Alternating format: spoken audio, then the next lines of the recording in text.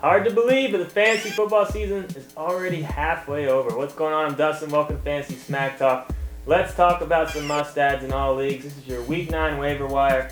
Andre Ellington. I've been talking about this guy for about a month now. Still only on about 55% of leagues, though. Huge breakout party for him Week 8. You know, the reports are already coming out. Mendenhall's going to go back to his early down work and blah, blah, blah. Yeah, he probably will, but Ellington's going to keep getting around 15 plus touches, which is going to be enough for him to have a lot of value. And we saw Week 8 that he has potential of long touchdown runs. You gotta love that. Get this guy on your team. Use the number 1 waiver. Do whatever it takes to get him. He's got a huge upside. Only other must-add in all leagues that I think is Marvin Jones. Only on 25% of leagues. I mean, here's the thing with him. Was it a fluke? Yeah, maybe a little bit. But this isn't the same type of fluke as like Eddie Royal at the beginning of the year. Marvin Jones does have a pretty big upside. I don't think he's going to have too many more 4-touchdown games in his career, but he's a guy that I think is a must-add in all leagues just to see if it can happen again. I think he's in a good enough situation with A.J. Green on the other side of him, taking away a lot of attention from him. He's a guy that you're going to want to at least pick up and put on your bench and see if this guy's for real. Let's talk about some people that are in deeper leagues. Monte Ball I want to talk about, only on 40% of leagues. We got a lot of crap for where we ranked him in our running back video. Don't forget, we do those rankings all the way back in June. The reports were a lot higher on him then. But here's the thing with Ball. They brought him in there to be their running back of the future. Moreno's just playing way better than anyone expected. But they're going to want to spell Moreno, as the reports have been saying, as the season goes on. Hillman kind of seems to be in the doghouse right now, so Ball swooped in, played decent Week 8, found the end zone.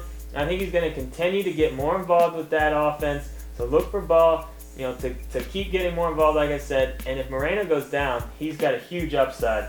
Roy Halou Jr. and Kendall Hunter are a couple of other really high upside handcuffs that I really think should be on people's benches right now, just in case Morris or Gore goes down with injury. I was really shocked to see that Kendall Hunter's only on 15% of leagues. I mean, this is one of the best handcuffs out there, and all you Gore owners need to really think about picking up Kendall Hunter. Another running back to add in deeper leagues, that's Andre Brown. The Giants running back situation couldn't be more of a mess, but he's eligible to come back Week 10. All signs are pointing to that he will come back Week 10, and there's a good chance he goes right into the starting running back role there. I mean, Jacobs can't seem to get healthy. Hillis has been okay, but nothing amazing. Who knows when David Wilson will be back. Andre Brown right now has the biggest upside out of all the Giants running backs. Far from a guarantee, but again, great guy to add. Put him on your bench, see what happens. A couple receivers for you. That's Aaron Dobson's the first guy. Only on 25% of leagues. It looks like he's moved past Kimbrel Tompkins as the rookie receiver to own out there for the Patriots. It's still a mess with Amendola, Edelman. Gronk's going to be getting a lot of targets. That offense hasn't looked that great, but Dobson's getting a lot of targets. He's looking pretty good as of late. He's a guy you definitely want to consider picking up if you need receiver help. Darius Hayward-Bay is another guy that I like. With Reggie Wayne out for the year, it definitely looks like Hayward-Bay is going to be the guy that gets the biggest bump from that. He's only on 45% of leagues because he had a bye Week 8. I don't think a lot of people wanted to pick him up while he had the bye, but he's going to get scooped up in a lot more leagues this week. So if you need help at wide receiver, you might want to take a look at him. A tight end for you in deeper leagues, and that's Tim Wright. With Tampa Bay losing Mike Williams, there's a good chance that Wright might get a few more targets. Only on 10% of leagues right now. He's looked pretty good at times this year. Jake Locker's a quarterback I want to talk about. When he's healthy, he puts up really solid fantasy stats because he's a little sneaky with what he does with his legs, but he throws in a decent amount of rushing yards.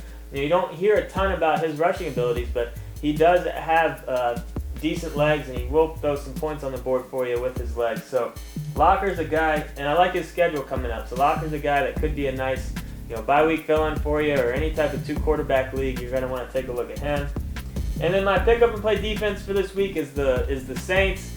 They looked good last week against Buffalo. They got the Jets Week 9. They are on the road, but I still like their chances. And the thing I like about the Saints is they haven't had that many amazing defensive games as far as fantasy points go, but they haven't really had any goose eggs either. So with a good matchup, you like to think you're at least going to get right around 10 points, and you know that the floor is probably about 6, and who knows, they might get a pick 6. The Jets did have 2 of those last week against the Bengals. So This is just a portion of the list. To see the full list, get on the website.